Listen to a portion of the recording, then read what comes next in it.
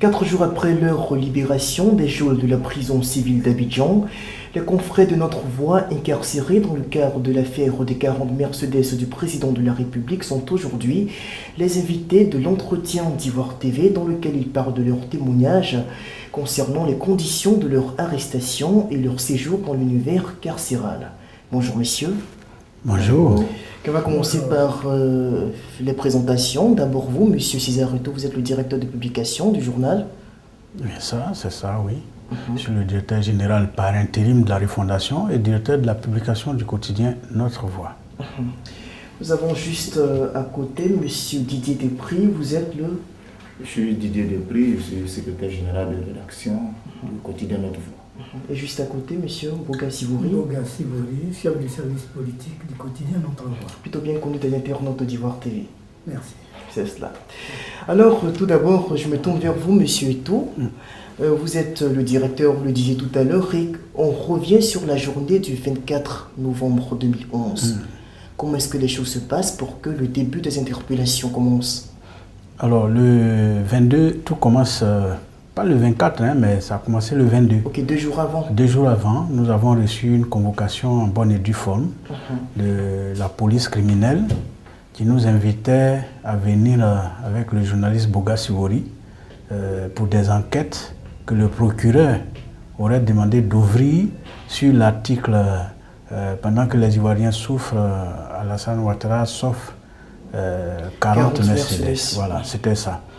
Et puis, c'était 2 jours avant, le 24, donc on est allé tranquillement, de nous-mêmes, sans contrainte, pour répondre à cette convocation.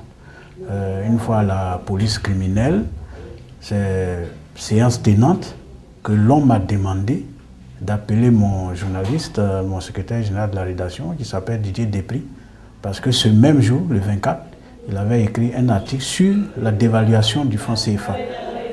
On m'a demandé de l'appeler pour être entendu lui aussi.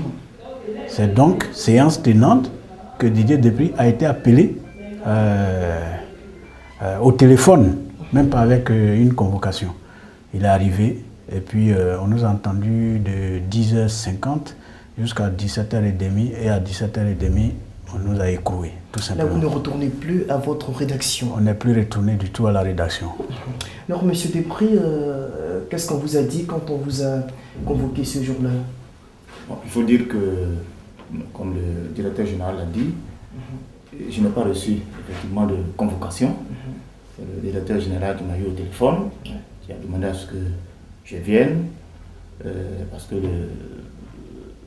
la PJ, la police criminelle, voulait m'entendre. Je suis arrivé, l'interrogatoire a duré une quarantaine de minutes. On m'a interrogé sur les fondements de l'article, essentiellement, sur l'article sur la dévaluation, sur les motivations de l'article. Je crois que le point saillant, c'était la motivation de l'article. Et donc, autour de cela, j'ai répondu que, bon, il n'y avait pas d'autre motivation que celle d'informer les Ivoiriens. Ce qui est d'ailleurs légitime. Voilà, en tant que journaliste professionnel, c'est ce que j'ai fait. Mon article était une contribution au vaste débat sur la dévaluation ou non du franc CFA. Étant donné que le franc CFA est arrimé à l'euro, nous savons que l'euro est en crise profonde d'ailleurs. Oui. Et donc, cela suscite un débat. Une analyse objective que vous avez aussi donnée bien outre-Atlantique, les Ivoiriens. Aussi bien outre-Atlantique qu'en Afrique. Surtout les pays qui ont, le franc CFA en commun. Donc c'est un débat important. Et Notre Voix étant un quotidien important en Côte d'Ivoire, c'est le premier quotidien privé de Côte d'Ivoire, ne pouvait pas ne pas s'intéresser à un tel débat. Voilà, c'est ce que vous avez fait. C'est ce que nous avons fait. Et pour vous, M. Boga, c'était aussi l'effet surprise? Non, enfin, pas l'effet surprise, puisque c'est moi qui étais en réalité convoqué ce jour-là, avec mon directeur de la pour avoir parlé des 40 Mercedes achetés par le chef de l'État. Cela était perçu en tant que quoi exactement de la part de ceux qui vous ont convoqué? Ben, enfin, ils avaient des préoccupations qui n'étaient pas que moi j'ignorais au départ. Mais j'ai retenu trois phases. Premièrement, ils me reprochaient d'avoir écrit que Ouattara sauf 40 Mercedes. Pour eux, je voulais dire que Ouattara s'offre à lui-même 40 Mercedes. J'ai dû leur expliquer que Ouattara étant président de la République de la Côte d'Ivoire, il incarnait l'État de Côte d'Ivoire. Donc quand on dit qu'il s'offre, pour nous ça voulait dire l'État de Côte d'Ivoire s'offre 40 Mercedes pour son gouvernement. D'ailleurs, nous avons dû expliquer que si c'était l'individu Ouattara, ça ne nous aurait pas intéressé. Mais c'est parce qu'il est président de la République de Côte d'Ivoire que le fait qu'il achète 40 Mercedes nous intéressait. Et c'est pour ça qu'on a lié ça à la vie des Ivoiriens. Voilà, c'était la première, j'allais dire le premier mouvement. Le deuxième mouvement, on dit, mais pourquoi nous on dit que les gens meurent pendant que lui il achète 40 Mercedes? Nous disions que, quand on dit que les gens meurent, nous voulons simplement dire que nous avons simplement posé un problème d'opportunité. Est-ce qu'au moment où la Côte d'Ivoire sort d'une crise profonde et que la récession économique est profonde, et aussi, est-ce qu'il était opportun d'acheter 40 Mercedes pour un gouvernement qui n'était pas à pied, à lieu et place des médicaments qu'il n'y a pas dans les hôpitaux? Ok, pour les Ivoiriens. Alors, pour vous, l'effet surprise, vous attendez plus ou moins en écrivant un tel article à ce que vous soyez convoqué par les autorités? Non. Vous disiez que ça allait gêner quelque part? Non, nous ne nous attendions pas à être convoqués. Puisque d'abord, il faut faire remarquer que l'information que nous avons donnée venait de la lettre du continent. Nous l'avons reproduite intégralement, entre guillemets, et nous avons cité les sources. Nous avons simplement fait nos commentaires personnels. Nous ne pouvions pas nous attendre à ce qu'on nous convoque, puisque la lettre du continent est distribuée aux membres du gouvernement. Et cette lettre est sortie depuis le 17. Nous l'avons écrit le 21 jours. Le 17 novembre. Voilà, donc, ce fait-là n'avait pas été démenti, donc pour nous c'était avéré. On ne pouvait donc pas nous s'attendre à ce qu'on nous convoque. Donc en tant qu'organe de presse proche de l'opposition, vous avez décidé donc de porter quelque part un petit coup au régime en place. Ce qui est de bonne guerre, on peut dire ça comme ça? Non, pas seulement ça. Vous savez que le rôle du journaliste est d'informer, mais le journaliste est aussi un leader d'opinion, et quelqu'un qui aiguise la conscience. Éveille les consciences, c'est cela. Nous avons pour rôle aussi d'interpeller le gouvernement sur les actions qu'il mène. Et c'est ça qui fait la démocratie. C'est ça qui fait qu'un gouvernement s'améliore. Quand on critique un gouvernement, il s'améliore. Et notre objectif, c'est de critiquer pour que le gouvernement s'améliore. Alors nous disons que le gouvernement achète 40 Mercedes au moment où il n'y a pas de médicaments. Et c'est un fait avéré.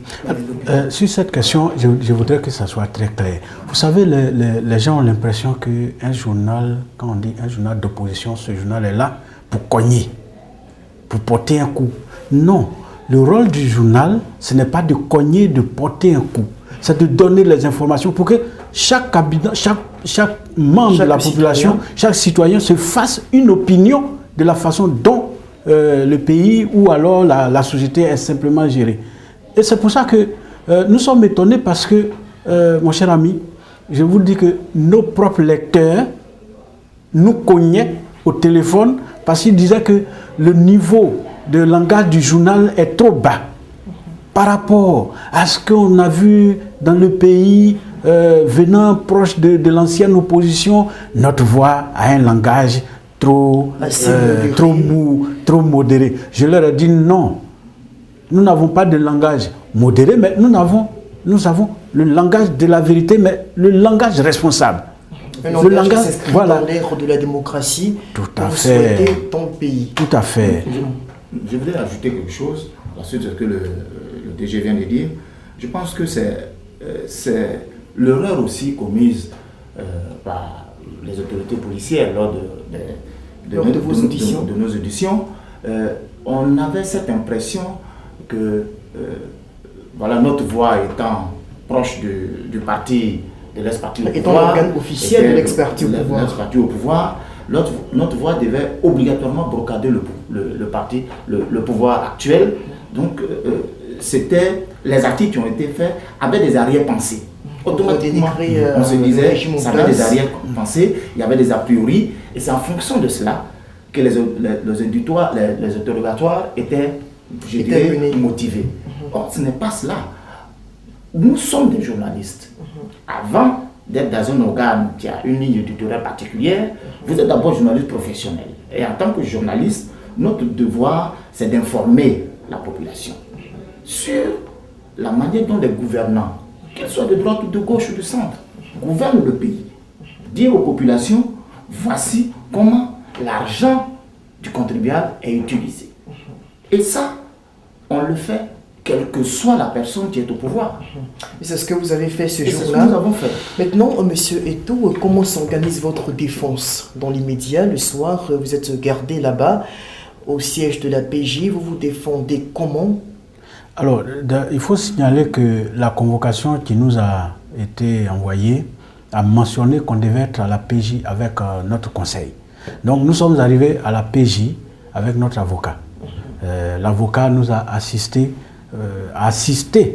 aux échanges avec les responsables de la police criminelle tout le temps. Tout le temps que nous avons été maintenus à la PJ, l'avocat était là chaque jour. Même à la maison d'arrêt et de correction d'Abidjan, la MACA, où on nous a transférés, l'avocat était toujours à notre côté. Et puis finalement, le jour du procès, nous avons vu au moins 6 avocats. 5 autres se sont constitués spontanément pour prendre notre défense. Donc au plan du droit, je peux vous le dire, nous avons été beaucoup assistés. Nos avocats ont même disséqué la loi sur la presse, qui interdit de mettre les journalistes en prison. Ils ont disséqué nos articles. Ils voulaient même trouver... La loi de 2004, important. Oui, la loi de presse. Tout à fait, la loi 643-2004 du 14 décembre portant régime juridique de la presse en Côte d'Ivoire. Nos avocats ont même cherché à travers les articles qui étaient incriminés s'il y avait des failles, s'il y avait des fautes, pour pouvoir aller plaider la magnanimité des autorités, mais ils n'en ont pas trouvé. Et cela les a beaucoup scandalisés. Mais au plan du droit, nous avons eu vraiment, pour employer un euphémisme, nous avons eu droit à notre défense. Voilà. Du monde judiciaire. Voilà, du monde, vous n'avez pas du tout été abandonné durant cette épreuve-là. Pas du tout. Ok, là je m'adresse tout de suite à M. Boga. Vous êtes l'auteur de l'article sur les 40 Mercedes du docteur Ouattara. À partir de quoi est-ce que vous avez fondé vos arguments? Est-ce que vous avez pris le temps de vérifier ces informations-là? Enfin, je disais tout à l'heure... Oui, elle émane de la lettre du continent, mais en tant que journaliste sur place... Il faut qu'on soit clair là-dessus. Nous avons reçu la lettre du continent, nous avons vu l'information. Nous avons même joint par mail nos confrères de la lettre du continent qui nous ont confirmé l'information. Ça, on a donc vérifié. Deuxième élément qui nous a conforté dans notre position, c'est que le gouvernement lui-même qui l'a reçu n'a pas démenti l'information. Nous avons écrit 4 jours après. Comprenez bien, la lettre du continent est sortie le 17, nous avons écrit le 21. Oui. Donc, fort de ces éléments-là... Mais il y a même mieux que ça. Les véhicules sont en circulation à Abidjan. À Abidjan. Et vous les avez identifiés? Oui, bien sûr. Nous avons même fait une photo. Une photo. D'un des véhicules. Puisque ils avaient clairement indiqué que les véhicules étaient des Mercedes de classe E. Donc on les a vus en circulation, nous avons fait les photos. Donc nous avions tous les éléments. Et c'est pourquoi d'ailleurs que pendant notre auditoire, on ne nous a même pas posé la question de savoir si les véhicules existaient ou pas. Parce qu'on a dit. On dit pourquoi nous on dit que Ouattara c'est lui-même offert ces véhicules. Et pourquoi on ne dit pas que c'est au gouvernement qui l'a offert ça? Nous disons que c'est la même chose. Quand nous disons que Ouattara c'est offert pour nous, il incarne l'État, donc c'est l'État qui s'est offert.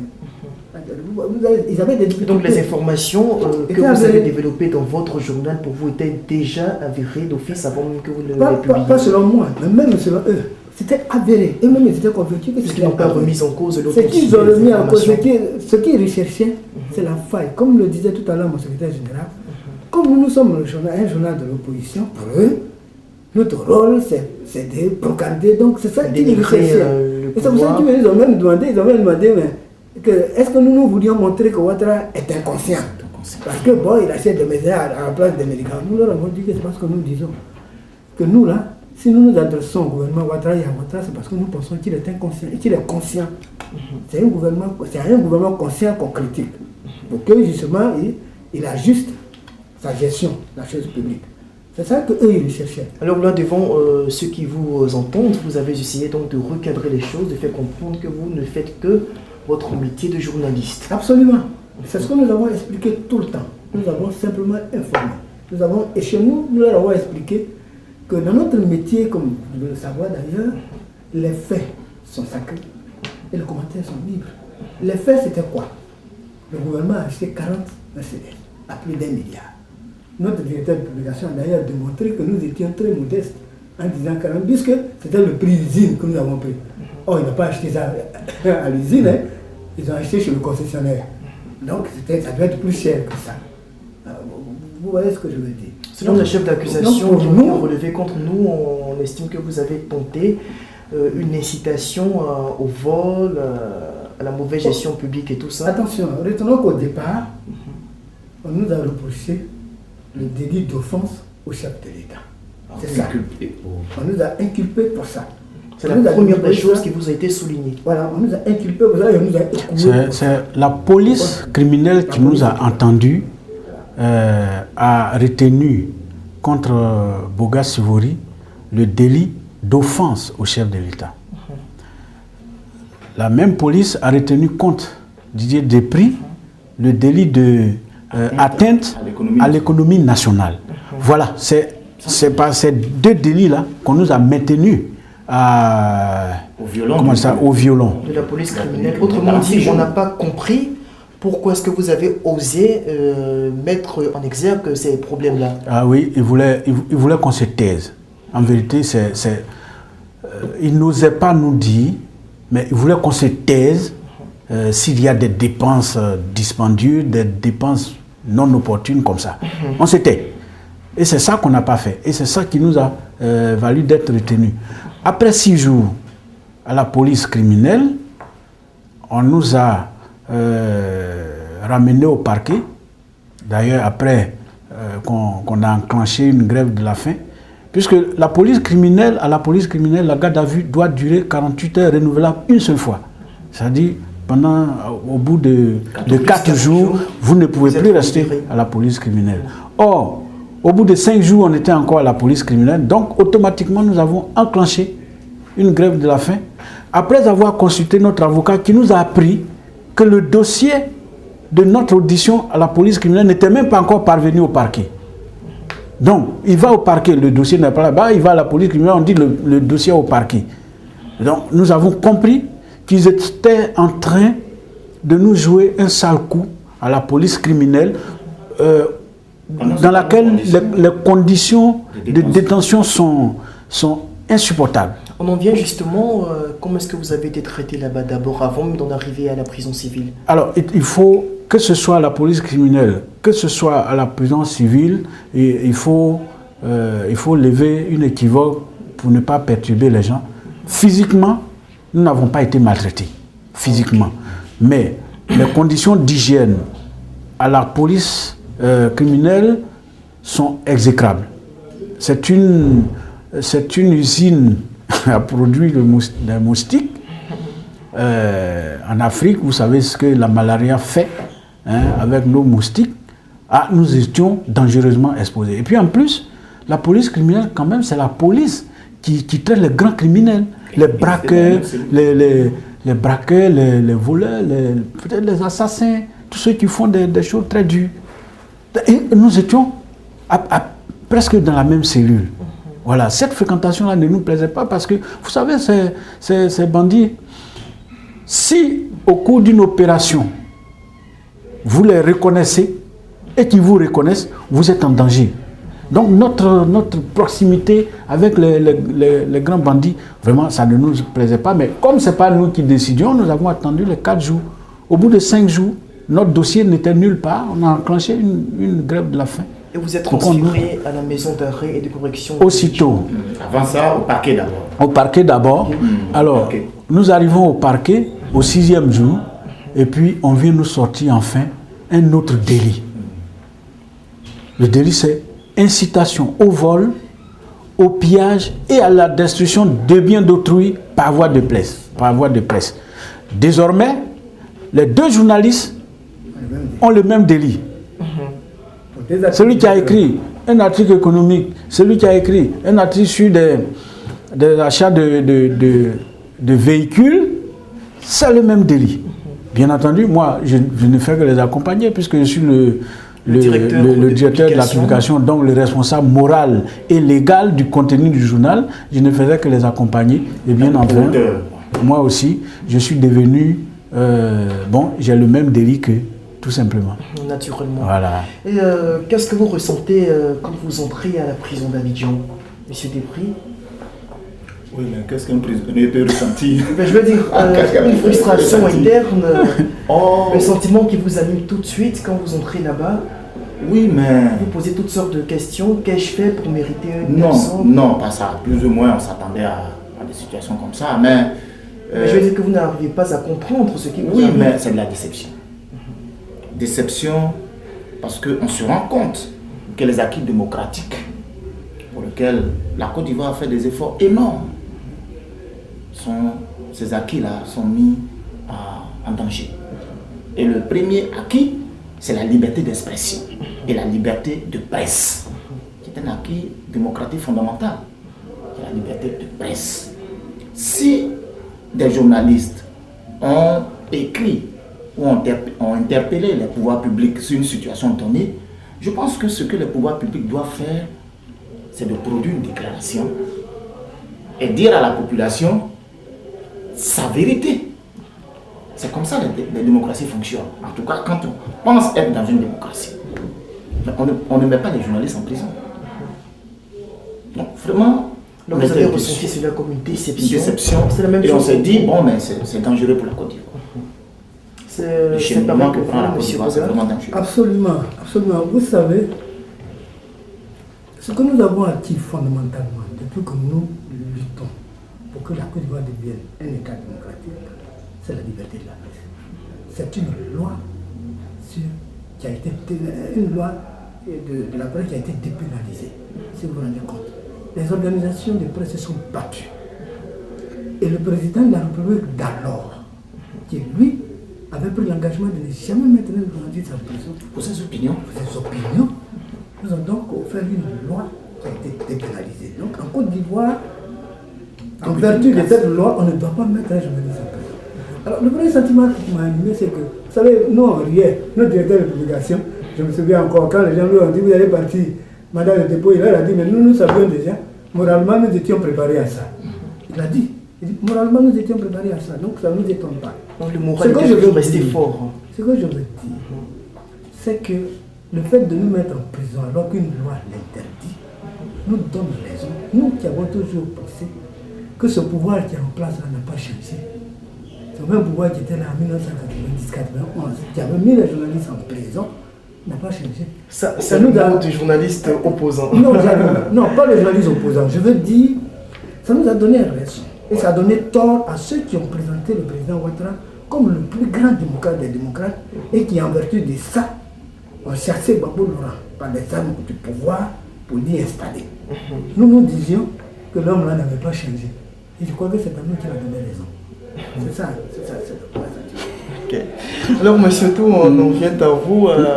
Pour vous, c'était quoi au juste votre sentiment arrivé là-bas? C'est-à-dire que, vous savez, je vais vous dire, hein, je suis membre de la commission paritaire d'attribution de la carte d'identité des journalistes professionnels et des professionnels de la communication.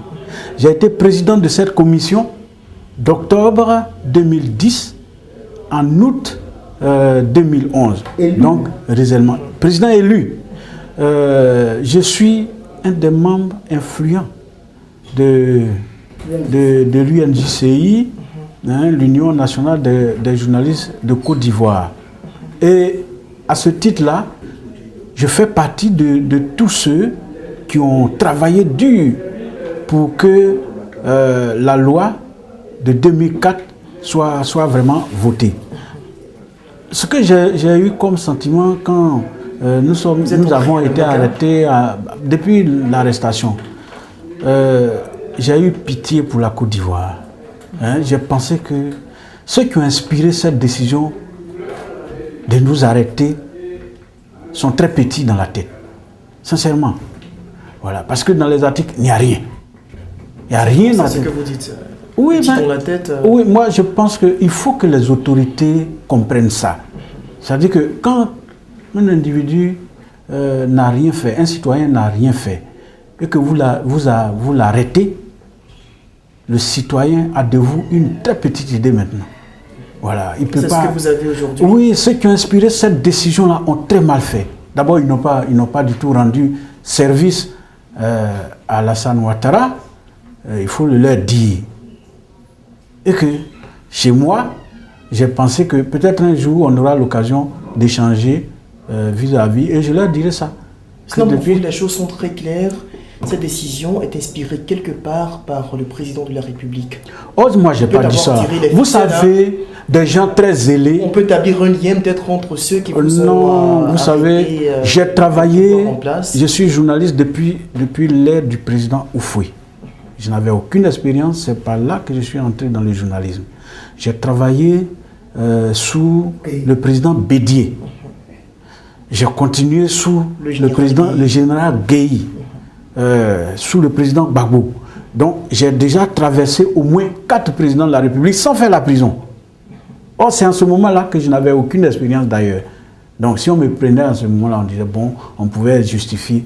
Mais maintenant là, je suis vraiment modestement, j'ai de l'expérience dans le métier. Et je sais quel article peut tomber dans le domaine de la diffamation, du mensonge, de l'intoxication et tout ça. Donc mais ceux qui ont inspiré ça, je peux vous le dire, tu vois, autour de chaque pouvoir, il y a des gens qui font du zèle. Ils croient rendre service à celui qui gouverne. Il y a des moments où le président de la République est mis devant le fait accompli. Et c'est à lui de travailler à sauver, voilà, à trouver la parade, à sauver la personne qu'il a mis, qu'il a placée dans cette situation inconfortable. Je répète qu'au moment où on nous arrêtait, Alassane Ouattara était en Belgique, à Bruxelles. Donc il ne pouvait pas être à Bruxelles et puis lire des articles ici pour dire aller arrêter des journalistes. Voilà. Donc pour moi, des gens zélés ont cru bien faire en nous faisant arrêter malgré l'interdiction de la loi et malgré le fait que les articles incriminés n'étaient pas des articles litigieux. Voilà. Et c'est pour ça que je dis, ceux qui ont pris cette décision-là, d'abord ils n'ont pas rendu service à la Côte d'Ivoire. Ce n'est pas toujours bien qu'on parle comme ça, de façon terre à terre de votre pays, mais en même temps, ils n'ont pas rendu service à celui à qui ils voulaient rendre le service. Et moi, je les vois comme des gens très petits. Voilà, ils doivent le savoir. On vous aura compris, nous sommes presque au terme de notre entretien. Est-ce que vous avez ressenti une solidarité de la famille de la presse ivoirienne? Ça, il faut le dire, je crois que notre directeur qui est juste à côté de vous l'a suffisamment dit et il le dira parce que c'est la voix la plus autorisée. Mais je voudrais dire à mon humble niveau là, je voudrais sincèrement remercier toutes les organisations de la presse, nationale comme internationale. Je vais vous faire une confidence. Une ONG nous a appelés des États-Unis pour dire nous ne comprenons pas, nous tombons à la renverse. Cet homme, parlant de Ouattara, qu'on nous a présenté comme étant le plus grand démocrate, comme étant l'homme qui venait pour sauver la Côte d'Ivoire, est-ce que c'est vrai que lui, il a mis des journalistes en prison, il a fait arrêter des... Or, comme le disait notre pays, il ne savait peut-être pas, il était à Bruxelles. C'est là qu'il faut voir que ceux qui ont fait ne lui ont pas rendu service, justement. Donc, nous ont appelés depuis là. D'ailleurs, reporter aussi à condamner de façon aussi très rigoureuse. Donc, toutes les organisations, vraiment, et cette solidarité-là, je voudrais sincèrement qu'elle se manifeste à partir de maintenant même pour Herman Aboua. Parce que c'est pour ça, c'est pour la même cause qu'il est en prison. Il est en prison pour avoir fait son travail, pour avoir fait une mission qu'on a appelée raison d'État. Donc il a été arrêté dans le cadre de l'exercice de ses fonctions, donc en tant que journaliste. Et sincèrement, moi j'en appelle à cette même solidarité, qu'elle devienne encore plus forte autour d'Herman Aboua, autour de Anderson Kouassi, qui sont en prison, qui sont encore Norbert Niaoura Zibabi, de l'œil du peuple. Parce que ça, voilà. On a 3 journalistes qui sont en prison. Comme je le disais, notre directeur est là. C'est vraiment la voie la plus autorisée pour leur remercier. Vous avez un mot à dire, M. Desprez, juste avant qu'on ne donne la parole. Oui, il a tout dit. La solidarité était agissante, aussi bien en Côte d'Ivoire qu'en dehors de la Côte d'Ivoire. Même de la part des organes de presse du pouvoir. Proche du pouvoir. On a même un de nos confrères qui est de l'expression, qui est un quotidien proche du pouvoir, qui est venu nous voir. Qui est venu nous voir à la Maca.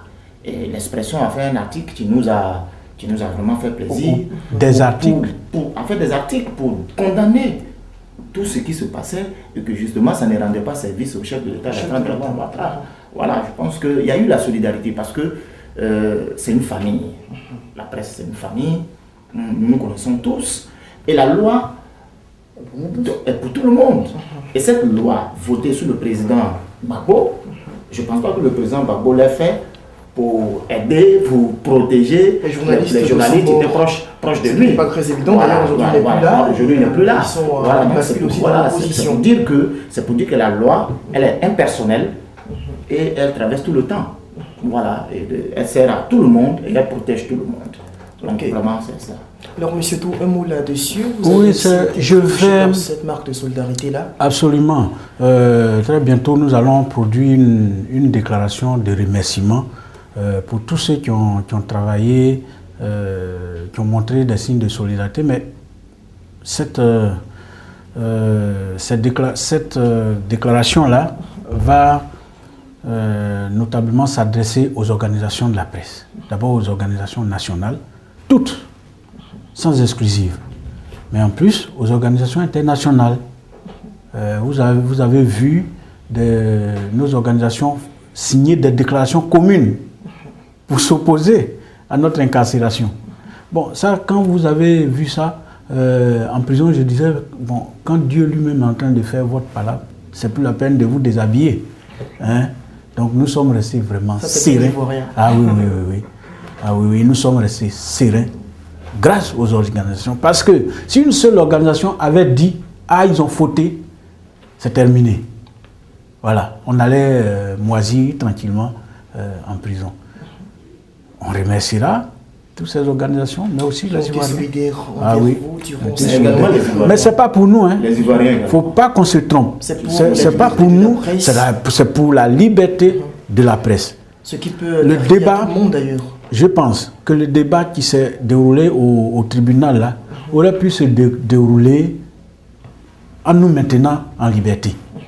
Voilà, nous, comme on dit, votre procès passe tel jour, et puis vous allez pour faire le débat. Tu vois, c'est plus civilisé, c'est plus intellectuel. Voilà. On aura compris, monsieur et tout. Alors, dernier tour de table, très rapidement, chacun va dire peut-être un mot. On commence par le fond. Monsieur Boga, votre dernier mot. Oh, juste d'abord pour vous remercier. Vous remercier d'être venu nous offrir cette tribune qui nous permet de nous adresser à nos amis, à nos compatriotes. Et puis, bon, dire encore une fois merci. C'est vraiment un petit mot de 5 lettres, mais qui vaut son pesant d'or à l'endroit de tous ceux qui nous ont soutenus. Vraiment, que ce soit les organisations de presse, que ce soit les Ivoiriens, la population. Parce que partout, ça cognait. Les populations n'étaient pas d'accord. Vraiment dire merci à tous ceux-là. Tout le monde. Et puis dire que nous sommes notre voix. Nous sommes notre voix.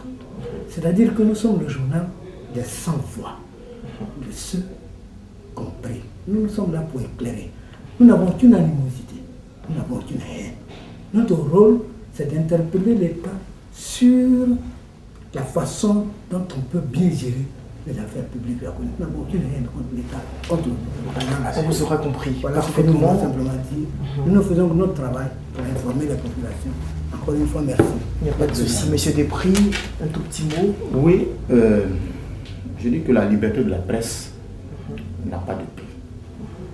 On ne peut pas clamer qu'on est en démocratie, qu'on est démocrate, et empêcher que la presse s'exprime, empêcher que son opposition s'exprime. En tant que journaliste professionnel, nous ne sommes pas infaillibles, nous sommes des hommes. On peut commettre des erreurs. Quand on les commet, c'est tout à fait normal qu'on soit sanctionné.